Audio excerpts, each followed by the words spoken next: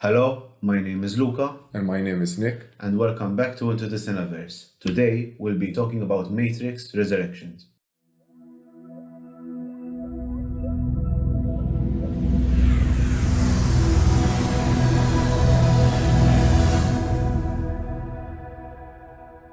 Luca, since you've just watched The Matrix recently for the first time, the whole trilogy, what did you think about The Matrix as a whole? I thought it was very confusing. Why? It was very interesting. Alright, as a concept, I loved it. Okay. I get why it's so iconic. It's a classic. I get why it's in the National Film Registry. I don't know if all three of them are in it. I think it's the don't first know. one. Most probably the first one is for sure. Right? I get why. Because as a concept, and just that they got this concept, these meta concepts, and they put them into a film and they distributed brilliantly, in my opinion. I get why it's so iconic, but at the same time, that's why it's very confusing. I think, out of all of them, I enjoyed mostly the first. When you think about The Matrix, it's the first thing that comes to mind is that the first first film. Coming with the fourth one now, I was surprised they were going to come with the fourth one. At the end of the third film, it felt like it's concluded and it's done. Okay, The Matrix is done. The trilogy. Because I think that was the original plan, I think. So, I think and at the that time when they were doing the third one, I didn't think that in their mind they were going to make a fourth movie. Exactly. It concluded well. The end, that's it. Like, it concluded perfectly, in my opinion.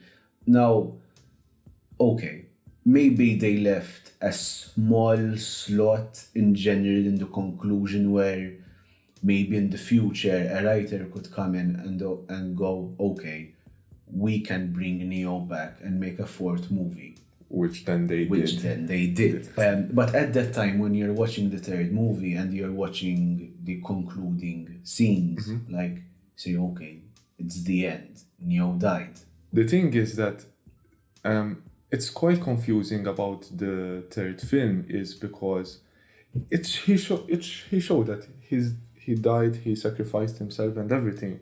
And my first thought when I saw the fourth is, how did Neo come back? Where did, And yeah, we see in the fourth film that actually Neo did actually die. Do you see the robots finding his pieces of his body and sort of building him back up? And then obviously there was Trinity as well. Yeah, in the third film he actually died. Technically, because it's all explained in the fourth movie. And we get Neil Patrick Harris's character, the analyst.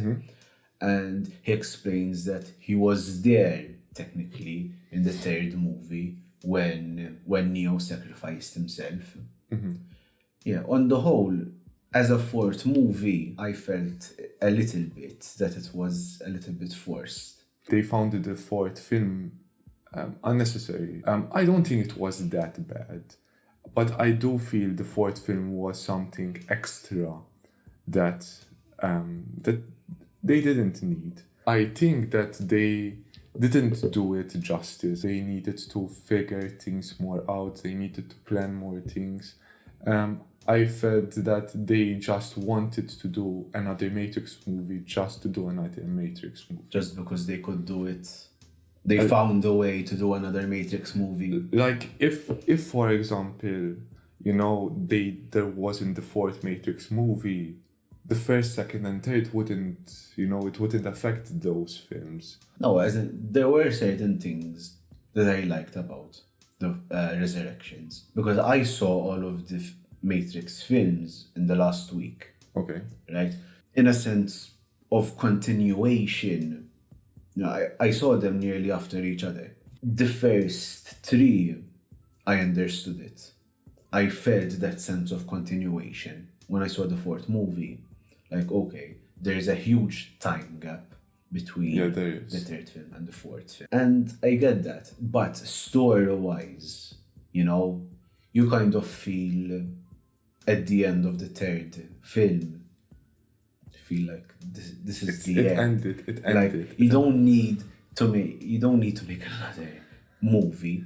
And The one thing that I think I liked about the fourth film is that they made it in a way so they can introduce the Matrix to a new audience.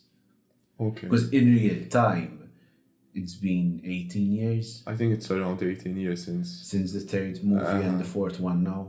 There are new generations that maybe, okay, they've heard of the Matrix, they know that it's this iconic film, but they've never seen it. And this was a way to introduce it. Thinking about it, like when I was watching the fourth film and they were introducing the characters again, they were using flashbacks. I liked it and I didn't like it at the same time. But in a way, I liked it because it was helping the audience, like introduce the Matrix again for whoever didn't see the first three movies. It helped them in a way understand what the Matrix is, who the characters are. Even though, because the problem that I have with the Resurrection Matrix is that they tried to make another first Matrix, and I don't really like when they do that, because you already have a first Matrix. Why make another film? It was just to sort of have a similar film like like Exactly. another. It was a sequel, but it was a reboot at the same time. Kind of, Kind yeah. of, with the same actors nearly, because some actors were changed. Like I don't know why they changed Morpheus, because we do see Lawrence Fishburne's Morpheus in the fourth movie. Yeah, but When he goes to actually Io. died. What? But he's actually dead. No, he's he's dead dead. because there's his statue, but it looks like Lawrence Fishburne. It was a different version of Morpheus, but I like that they got back old actors as well. So, like for example, Jada Pinkett Smith, she came back. She looked very different, obviously, because 60 years had to pass, and for a moment I didn't recognize her.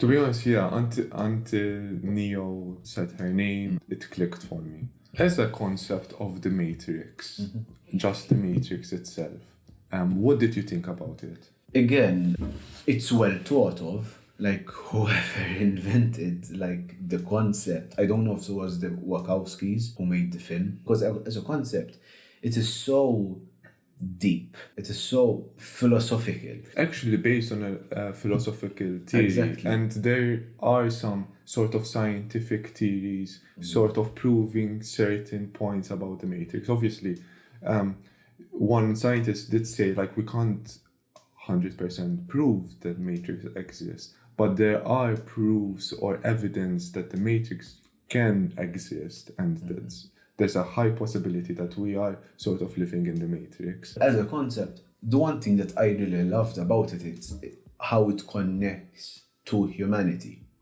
Like, Okay. technically, okay, I don't believe the Matrix exists. when I was reading about the concept, and then I really got into this, right? Okay. And the philosophy and the sociology of it all, I really got into it. And I started to read about it. And there's a prequel to the Matrix, The Animatrix. It sets out and it explains how it all began. So humans invented AI, but AI started to evolve in a way, and they started to act human, and they revolted. Jumping into the first Matrix movie, the concept of free will and choice, it was very interesting. It really makes you think what all of this is all about, and the fact that they made this into a movie. That's why, in my opinion, it is so iconic, it is so classic, and that's what makes the first movie Great. the best, because then they go into so much detail. The story, okay, it develops, the characters develop as they should,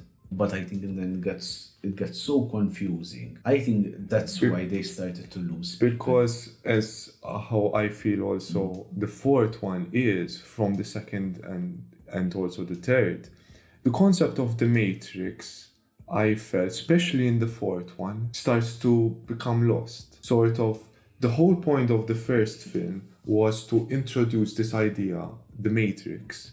And in the second and third, there is this sort of, the concept of the Matrix is still there. They want to save the world from the Matrix. But in the fourth one, the problem that I felt, and I think why it sort of failed, is because the concept of the Matrix now wasn't properly inputted in the film. Even the rush that the film had is that at the end they sort of saved the world again, kind of, and which the Matrix before the fourth one, they did it in 3 films, and now they sort of, I felt like they made 3 films into one. There was too many things in one film. I felt like they tried to make a reboot of all 3 films in one. The Analyst. I really liked the character. I think he would have been a really great villain if he was given the chance to evolve in a way. So over the course of one movie. So I don't think they're going to make another Matrix No, I film. don't think so. I don't think so. But imagine they would, right? If they tackled it a little bit differently. They could evolve the Analyst in the second. Exactly. I think he would have been a far greater villain. If they were planning to make more Matrix films, I don't think they will. But if they were to like resurrect the franchise, I think he would have been a better villain. Like, they would give him the chance to evolve. And I think most of that part is to Neil Patrick Harris. Because he's a great actor. I love him as an actor. But when he had his scenes of the Analyst in the film, it really got me hooked. The way he started to, first off, we don't think he is the villain. He's just a therapist. And even the way he talks, like, he's a therapist, how therapists talk, right? But he's manipulative. And that's why it's like I was drawn to him. I think he didn't evolve well in the film. It was too rushed for his character as the main villain against Neo, against Trinity as well. I think what we're saying is that if they want to bring back the Matrix, I think the best way they would have done it is to have maybe another trilogy with this new villain, the Analyst, and sort of they evolved throughout the 3 films. Because that's one thing I don't think we can criticize about the main trilogy, is that it evolved. It evolved well when it came to characters. I don't think it evolved well when it came to the story, because I think it then started losing people. Overall, plot-wise, about the 4th film, what did you think? I think the idea to bring Neo and Trinity back was, I would say, I did like that concept, to bring them back. But the whole plot was literally another trilogy Matrix. You know, you had a villain that wants to control his own sort of simulation with the people, and they needed Trinity and Neo, and sort of they tried to find Neo again, they tried to remember again, you start to have flashbacks, and I think on the whole plot was just pointless. Neo at the end and Trinity are sort of together, and the relationship they have between them, that I actually did like. That's what I was thinking when I saw the 4th movie. As in, okay, it was a little bit entertaining. I'll give it that. But what was the point? The only thing that we see new is Io, and that the robots and humans now are interacting and working together. What did you think about the film production of Matrix 4? It's very different to the original 3, I can say that. When it came to tone, I think it had much a lighter tone than the first 3. I thought the first 3 were more serious. It was more apocalyptic in a way, in the sense of the real world. Because in the 4th movie, we do see the real world, but not in a much darker sense as it is like seen in the first 3. Yeah. So at least that is my opinion, that's how I see it. So the tone, it's much lighter in the 4th film, even when it comes to, like, for example, the lighting, it's more bright in the 4th film, it's more open, kind of, compared to the first 3 films. All right. I think because it's a different direction they wanted to take. I I liked the comedic elements of the fourth film. I think it needed to have a more of a lighter tone than the first three films. Because in my opinion, in every film, irrelevant of genre, okay, if it's drama, if it's horror, if it's comedy, whatever, there has to be, in my opinion, a sense of balance. All Okay. right, everything has to make its way into the film. So I had the Matrix. The Matrix. It's science fiction. It's action. It deals with apocalyptic elements, as I said, but certain comedic elements had to make its way, and I think they delivered it in the fourth film. It didn't deliver much in the first three films. Obviously, since it's a new it's a new concept for a film, they wanted to highly focus on the Matrix concept. So in that way, they had to go on the serious side. Now it's sort of like they wanted to make it, a very funny way. And I think especially in the beginning, um, especially in the beginning when Neo doesn't know that he's in the Matrix, there is that sort of even like references to Warner Brothers. I thought at first, is it just a joke? Is it like sort of? It's very meta. I thought maybe It's they're like Deadpool. exactly. I was thinking about Deadpool. It's like, are they literally breaking the fourth wall like Deadpool? But apparently, then until you've noticed that no, it's sort of he's trying to make the illusion Yes, that like they were Neo- referencing themselves. Even in the first scene between Neo and the new Smith, they were referencing themselves. which I think that aspect, it is going away from the style of the Matrix, but I think it did work somehow. No, I love it when it's meta, when they're kind of breaking the fourth wall. Yeah. I do enjoy it, and they executed it well. Yeah. It was funny. Like It when, was when we funny. see that scene, when we see Neo for the first time in the fourth film, and he's just there on his computer, and there are like references to the first three films from specific scenes. Just to comment, so you mentioned lighting. I noticed also the green hue especially from the first film is gone now. Throughout the film, you had this green hue of light coming from different places, whether it's a filter on the whole film or like something that's producing a green light. I feel that those details in the fourth film was gone. And, it removed an element of the Matrix. And I felt To like remove its essence, kind of what the Matrix is. exactly, and I think sort of because of that, it sort of lost its feeling of the Matrix. I didn't agree that they removed what the Matrix is. A certain essence of the Matrix. You know that you're in the Matrix. They removed it. That I did enjoy. Moving on to other aspects of the film, like I really enjoyed the dialogue part of the film. Oh, okay. Like more so again in the first three films, because when we get certain characters, so like for example when Neo meets Morpheus in the first film, or when Neo meets, he asks him to choose a door. I forgot his name, I'm sorry. But you guys know who I'm referring to if you saw the third Matrix film. There's a certain dialogue that it explains everything. It brings in the philosophical context, it brings in the religious context, the mythological context. It brings all of this in. But at the same time, it's mysterious, but it explains what the Matrix is. It explains what's going on. And I really love that about the whole Matrix as a whole.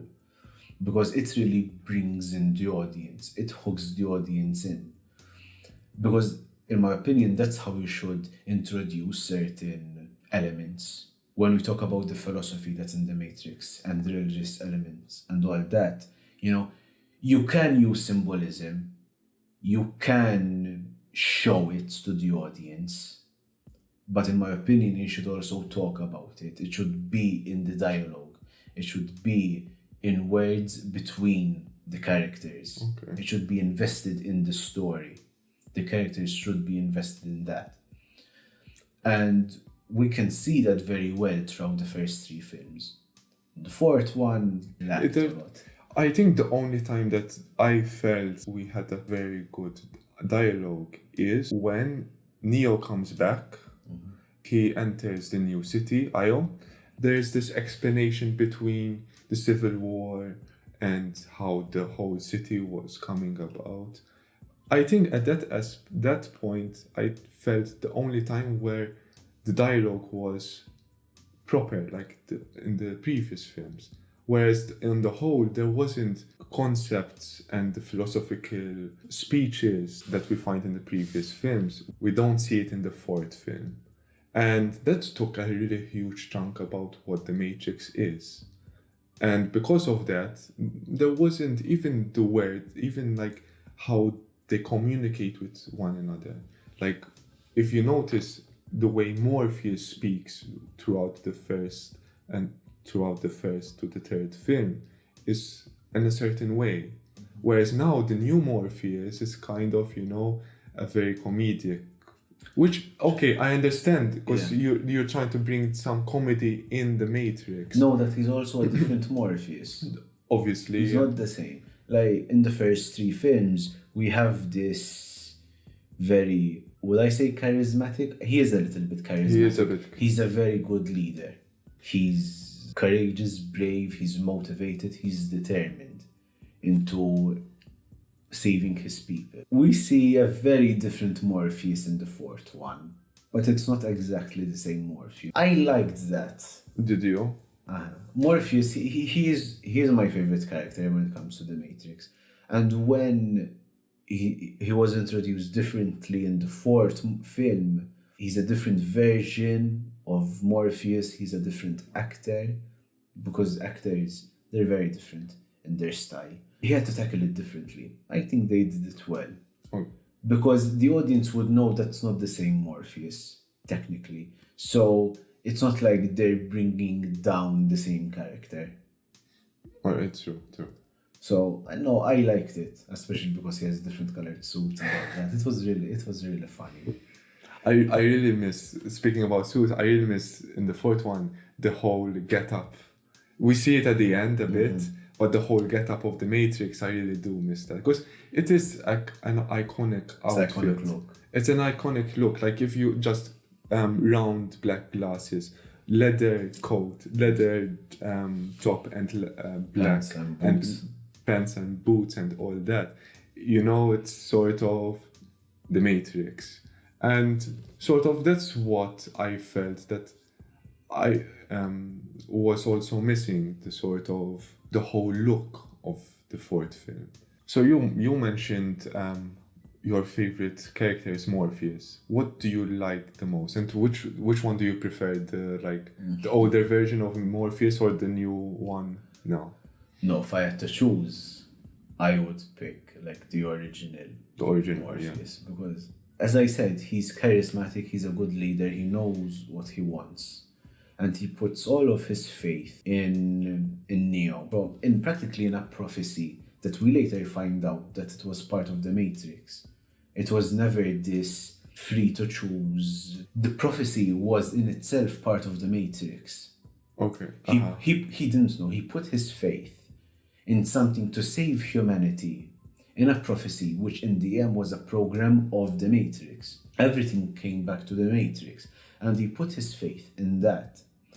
And this was one of the things I loved about him. Since Neo is the main character, how do you feel Neo is in the fourth compared to the trilogy? What I like about Neo is that he goes to a sort of development. His character is part of like the hero's journey, right? That where in the beginning he finds out that he's this like prophesized hero, and he rejects it at first. He questions it quite a lot. And then he accepts his destiny, and and he becomes the hero.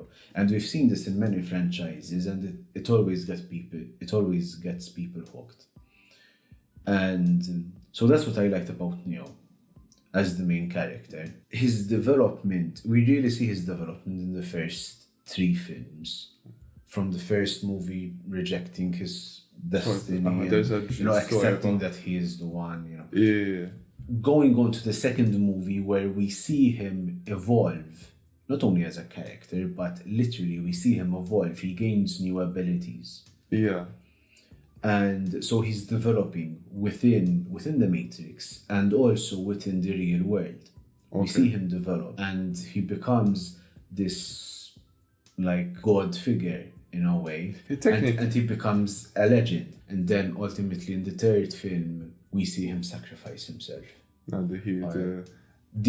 Because Hero sacrifice. Exactly, because everything that has a beginning has an end. Exactly. This is referenced in the film. And then we make his way to the 4th film, where he's very different. When he's not the same Neo, he's a broken down Neo. There is also this thing that, okay, Neo is the main protagonist. He is the hero of the film, the hero of the story. But over the course of the 3 films, and now in the 4th, we realize that he's not the only hero, that he and Trinity form, in a way, the one. Because in the first 3 films, it's in our mind that Neo is the only one. He is the answer to everything, to the salvation of everyone. But there was always, like, in the first 3 films, he always had something missing. And in my opinion, that was Trinity. Okay, we see them together in the first 3 films and now in the 4th.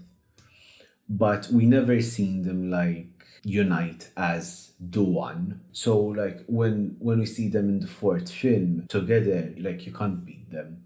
From the last Matrix film, what was, in your opinion, your best moment or your favorite moment? I didn't really have a best moment in this film. The way it all went, I really didn't feel I connected at a certain point that much. The only thing that I really liked was the Senatons now are with the humans. So finding out when he's in the city, finding a bit of the history about the robots with the humans and robots against the robots now, sort of that civil war. I think that was my best moment. I don't know if I mentioned it before, but I really loved the flashbacks. I loved the throwbacks. So I think my favorite moment is when Neo and the new Morpheus are in the dojo. They have that dojo scene. Okay. Because it was a lovely throwback to the first film. I would pick that as my favorite moment. Out of all the scenes and moments in the 4th film, that was my favorite. Because it was like a nice throwback to the first Matrix film. Oh, okay. Okay. And your least? The post-credit scene. It was very extra. I don't think they had to do it. I think they did a post-credit scene because just the post-credit scene. They're copying Marvel. I think mine would be the beginning of the film, where there's Neo, and Neo is sort of in the Matrix, and he doesn't know it, and not because of he's in the Matrix, but because there's this sort of space where it's not necessary. There's a lot of, we see his life in the Matrix, how it is now, and we see him like sort of battling what's real and what's not, but they spend so long on it, and if you just take out parts of that, it won't change the film. I think that's my worst moment. It's not a moment, a scene, but it's a part of it.